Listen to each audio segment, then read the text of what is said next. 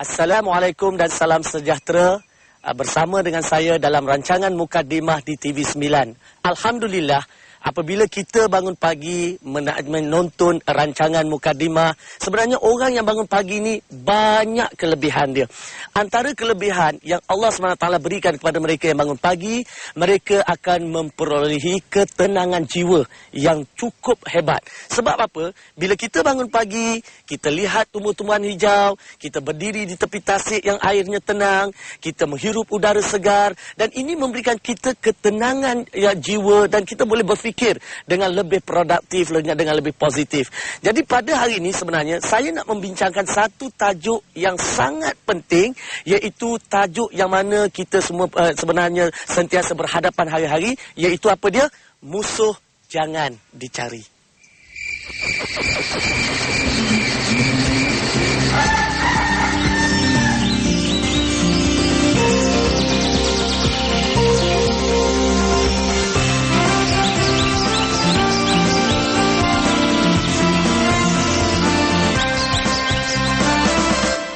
Alhamdulillah, kembali bersama saya. Seperti mana yang telah saya nyatakan awal-awal tadi, kita nak membincangkan tentang satu tajuk yang sangat menarik, iaitu tentang musuh jangan dicari. Kita ni, orang kata, kalau berkawan biar 1000, kalau berkasih biar 1, kalau bermusuh jangan sama sekali. Jadi sebab itu kita apabila kita ni bila dengan orang cuba untuk tidak mewujudkan permusuhan. Ada orang yang mana dia tak pernah peduli hal orang lain. Dia tak pernah peduli tentang kehidupan orang lain. Dia tak kisah ada musuh tak ada musuh. Hidup dia ni dia rasa dia boleh bahagia agaknya apabila musuh keliling pinggang. Jadi kita lihat orang yang ada musuh ni, apa berlaku dengan diri dia. Pertamanya sekali, bila orang tu ada musuh, jiwa kita ni tak tenang. Sebab apa kita tak tenang? Kita sentiasa bila kita nampak orang, kita duk mempunyai perasaan buruk sangka. Ya, orang kalau ada musuh, dia sentiasa buruk sangka dekat orang. Dia nampak orang, dia kata orang duk mengatakan dia. Dia nampak orang, dia kata orang niat buruk dengan dia. Dia nampak orang, dia rasa orang ni ada nak ambil sesuatu tindakan yang tidak baik terhadap diri dia. Kenapa timbul perasaan yang pelbagai buruk sangka yang pelbagai, sedangkan Nabi SAW kata apa? Kita sebagai manusia ni, kita kena ada satu sifat, iaitu sifat yang dipanggil sebagai sifat husnuzon. Sifat husnuzon, sifat baik sangka. Berbaik sangka dengan kawan-kawan, baik sangka dengan saudara mara, baik sangka dengan cikgu, baik sangka dengan ketua, baik sangka dengan semua orang.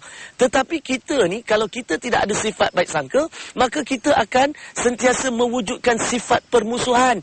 Misalnya, berlaku keadaan bila kita baru jumpa orang, kita tak kenal pun orang tu siapa, tak kenal langsung siapa orang tu, tetapi tiba-tiba kerana kita ni sifat-sifat buruk yang ada dalam diri kita, tiba-tiba kita marah orang tak semena-mena.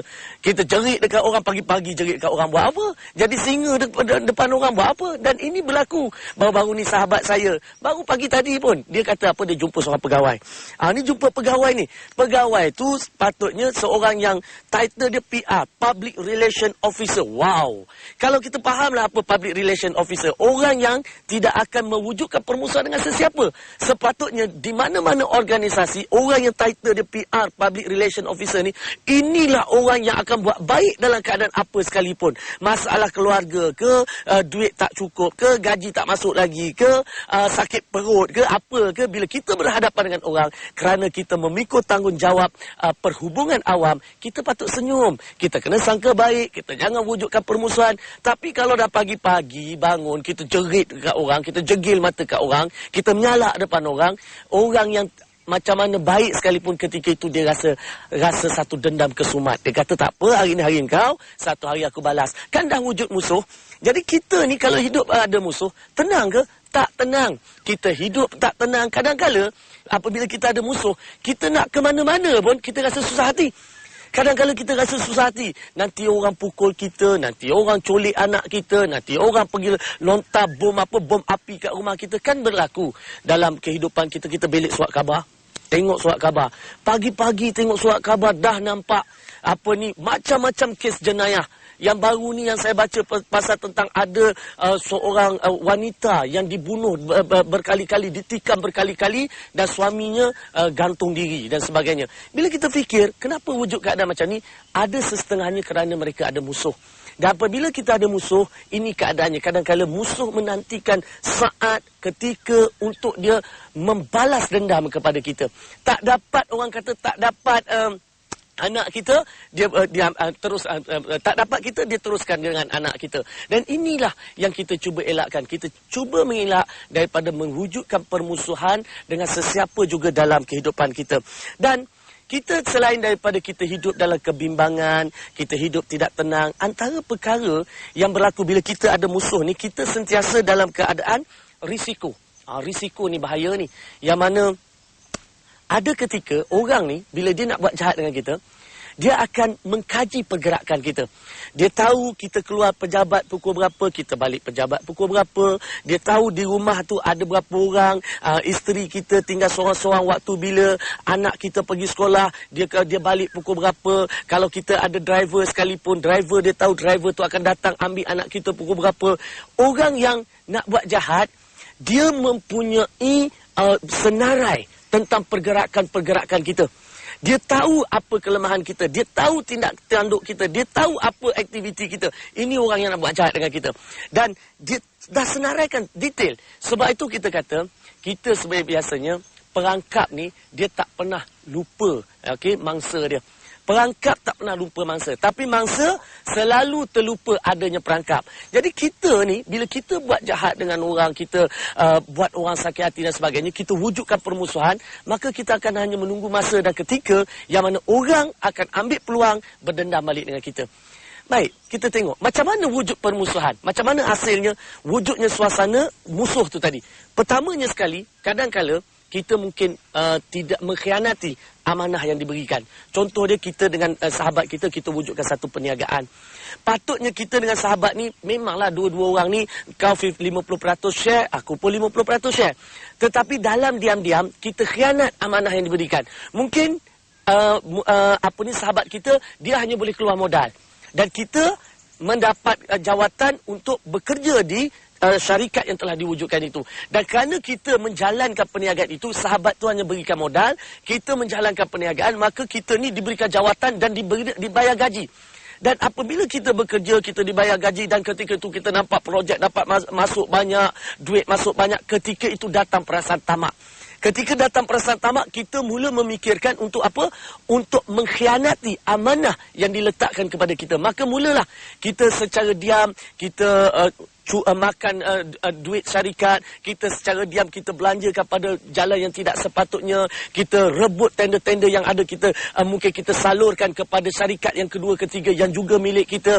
Akhirnya perkara ni bocor. Dan apabila perkara ni bocor, apa perasaan kita punya share partner, rakan kongsi kita? Pasti dia tak puas hati.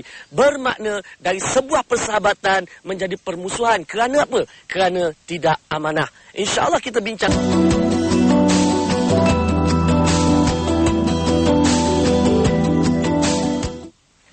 Alhamdulillah, kita sambung balik tentang musuh jangan dicari. Tadi saya dah beritahu satu perkara bahawa kita kadang-kadang kita wujud permusuhan apabila kita tidak menjaga amanah, kita khianat amanah. Yang kedua, kadang-kadang kita ni dapat mewujudkan permusuhan dengan cara macam mana?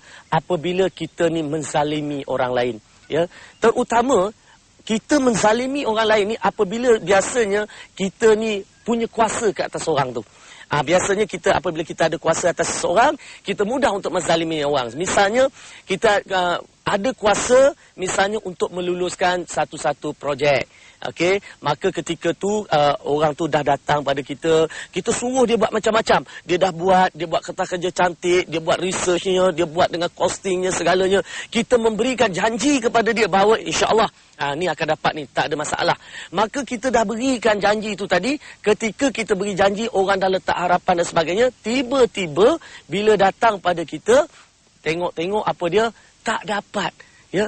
Tak dapat apa yang kita janji, tak dapat. Sedangkan orang tu dah habis mungkin beribu-ribu dan menghabiskan masa yang bukannya 1-2 hari, mungkin berhari-hari menyediakan proposal yang mana kerana pada dia kita akan beri. Dan kita juga telah memberikan janji bahawa kita nak bagi. Tiba-tiba tak semena-mena yang tak ada orang yang tak ada kena-mengena pula yang dapat. Akhirnya dia rasa dirinya dianiaya, dirinya dizalimi, dan ini mewujudkan permusuhan. Dan apabila orang yang tak puas hati, kita kena faham satu perkara. Orang, kalau dia tak puas hati, dia boleh buat sesuatu yang tidak terfikir oleh kita. Tak terfikir. Ya, bukan setakat dia sakiti kita balik. Kadang-kadang dia boleh jahanamkan harta benda kita. Dan kadang-kadang dia boleh membawa kepada yang saya kata awal-awal tadi, pembunuhan. Sebab hati orang sakit, kalau tidak disertai dengan iman, sabar, takwa, maka inilah akibat dan kesan dia. Jadi sebab itu kita kalau bolehlah, sebaik-baiknya kita jangan cari musuh langsung. Tak salah sebenarnya untuk kita berbaik dengan semua orang. Apa susahnya nak baik dengan semua orang? Orang datang minta tolong, kita tolong. Kadang-kadang kita tak tolong. Ya, orang datang minta tolong, orang datang minta sedekah, orang datang minta bantuan, kita tak tolong. Tak tolong tu satu hal. Kadang-kadang orang ketuk rumah kita, di taman tu, surau datang minta derma. Cik, kata dia, tuan, kita nak buat makan-makan untuk ahli taman. Jadi kita datang minta derma. Dah lah kita tak bagi derma dekat dia. Dah tak bagi tu satu hal. Yang kedua, kita siap sindir lagi. Kita kata apa? Ini bulan ni dah, ini kalau tak silap saya dah kali ketiga, keempat ke datang minta derma. Tak cukup lagi ya? Oh amboi. Tak pasal-pasal kata-kata kita tu bisa. Kata-kata kita itu menghiris perasaan orang. Dan ada orang yang saya pun kenal di kalangan masyarakat, ada sesetengah masyarakat yang tak peduli pun perasaan orang. Dia tak kisah orang nak sakit hati dengan dia ke, orang nak benci dia ke, orang tak suka dengan dia ke, dia tak peduli. Mentang-mentanglah ketika ini kita tidak memerlukan orang lain. Ya, kita tak perlukan orang lain. Sebab apa? Sebab kita rasa kita dah cukup duit, kita dah ada kuasa, kita dah ada segala-galanya, dan kita fikir tak ada sebab kita nak perlukan orang lain dalam hidup kita. Tetapi kita mesti ingat bahawa langit tidak selalu tinggi. Ada ketika, ada saat dan ketikanya kita perlukan orang. Kalau setidak-tidaknya pun apabila kita mati nanti, jangan sampai kita mati seorang-seorang, jangan sampai jenazah kita orang tak nak usung, jangan sampai satu hari nanti orang kencing kubur kita. Itu tak patutlah tu kan. Tapi kalau dah orang nak marah sangat, jadi kita janganlah buat sesuatu yang sampai orang sakit hati, orang benci kita. Jadi macam mana lagi sebenarnya keadaan musuh ni yang boleh berlaku? Permusuhan ini boleh berlaku apabila kadang-kala kita dengan sengaja mengambil hak orang. Ada orang kadang-kala dia suka ambil hak orang. Contoh dia rampas kekasih orang, pergi mengorat bini orang.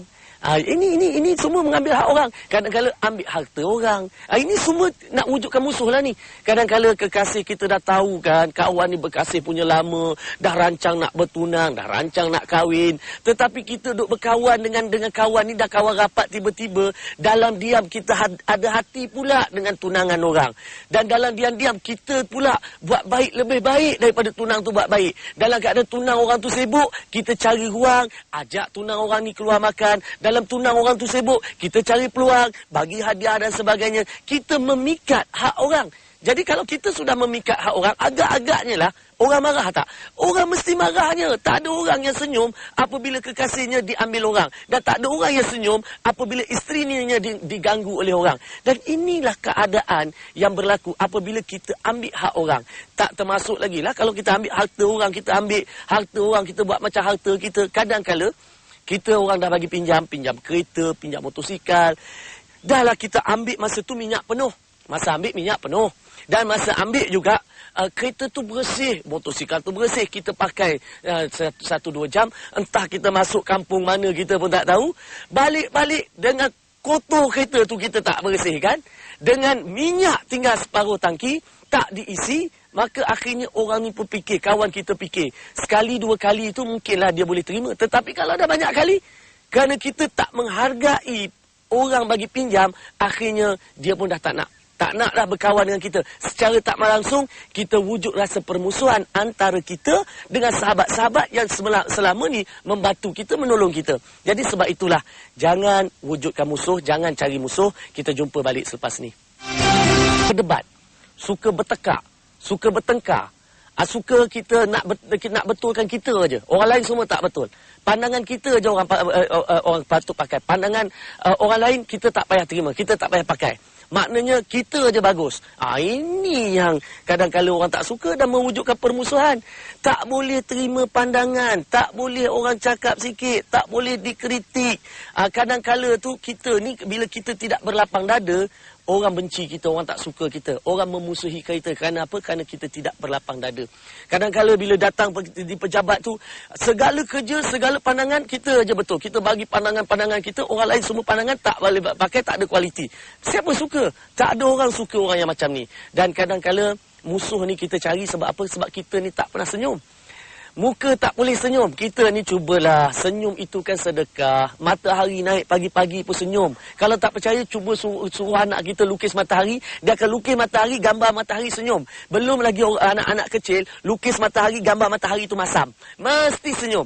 Jadi sebab tu, kita senyum. Senyum ni takkan wujud permusuhan. Dan macam mana kita sebenarnya nak elak daripada bermusuhan? Kalau dah ada musuh, macam mana kita nak atasi masalah bermusuhan ni? Pertamanya sekali kita tengok macam mana Nabi SAW. Pada satu ketika ni, Nabi ni jiran dia seorang Yahudi. Jiran dia ni seorang Yahudi. Apabila Nabi balik, dia mesti nampak selonggok sampah yang ditinggalkan oleh Yahudi itu depan rumah dia. Yang mana Yahudi ni dia akan bersih laman dia, dia kumpul sampah letak depan rumah Nabi. Sebab apa? Sebab dia benci betul dekat Nabi ni. Dia benci betul. Jadi tiap-tiap hari dia longgok. Apa Nabi buat? Adakah Nabi pergi marah Yahudi itu? Tak. Nabi ambil sampah ni buang. Tiap-tiap hari Nabi balik, ada sampah. Nabi ambil sampah ni buang. Satu hari, Nabi balik-balik, sampah tak ada. Nabi hairan. Kenapa sampah tak ada? Maka apabila sampah tak ada, Nabi SAW sudah memikirkan pasti ada sesuatu yang tak kena dengan Yahudi ni. Maka dia pergi ke rumah Yahudi itu. Sebenarnya orang itu sakit, jatuh sakit. Maka ketika itu Nabi datang, ziarah dia dan sebagainya. Dan ini melembutkan hati musuh yang cukup keras, yang benci itu tadi, menjadi lembut. Kerana apa? Kerana sikap, akhlak, budi bahasa, kesantunan yang ditunjukkan oleh Nabi SAW. Jadi kalau kita ni dah ada musuh, ada orang kata dah tak boleh berbaik. Bohong. Kita berbaik dengan orang dengan cara macam mana? Dengan mewujudkan akhlak kita yang baik, tunjulkan pada dia, sentiasa berhemah dan sebagainya. Pernah satu ketika dulu ada seorang jiran Cina. Jiran Cina ni dia cukup tak suka dekat keluarga Melayu ni. Sebab apa? Sebab anak-anak dia ni bising. Berjiran tapi anak-anak ni bising. Jadi jiran yang orang kaum Cina ni, orang Cina ni, dia rasa tak puas hati. Orang Melayu ni bising. Jadi oleh sebab tu sentiasa bila dia nampak saja anak orang ni mesti dia marah. Nampak marah. Jadi yang jiran Melayu ni fikir macam mana nak buat baik dengan Cina ni. Akhirnya apa dia buat? Dia suka berikan hadiah. Ada aja peluang dia bagi hadiah. Hadiah kecil-kecil, kadang-kadang hadiah bunga, kadang-kadang hadiah makanan, kadang-kadang dia bagi hadiah. Sekali-sekali dia suruh anak ni pergi ketuk-ketuk, anti, hadiah. Seminggu sekali hadiah. Sebulan 2-3 kali hadiah.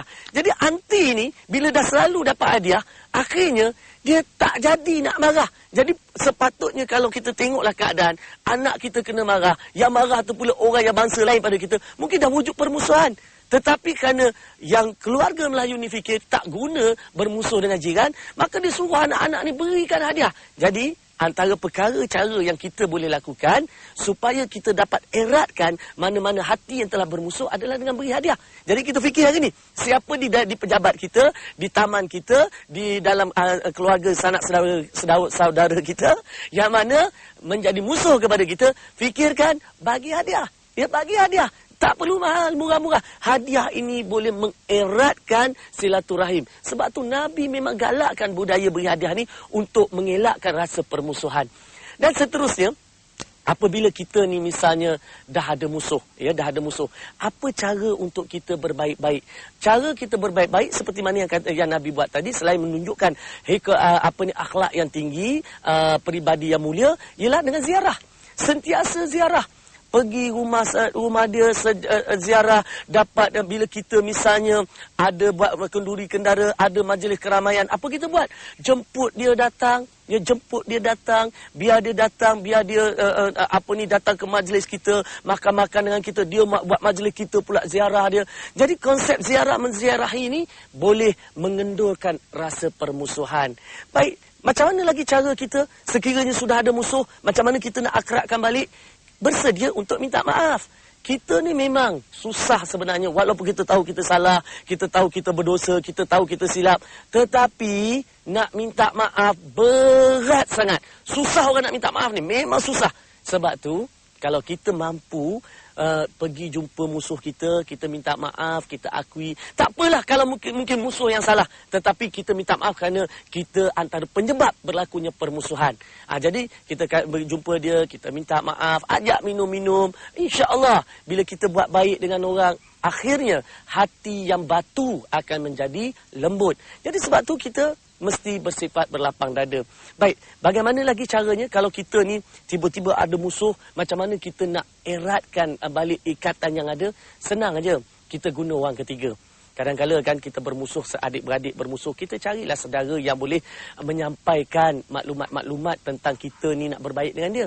Kita cari kawan. Kalau kita bermusuh dengan kawan, apa boleh kita lakukan? Kita cari kawan yang baik dengan musuh kita untuk menyalurkan maklumat, menyampaikan hasrat dan hajat bahawa kita nak berbaik dengan dia.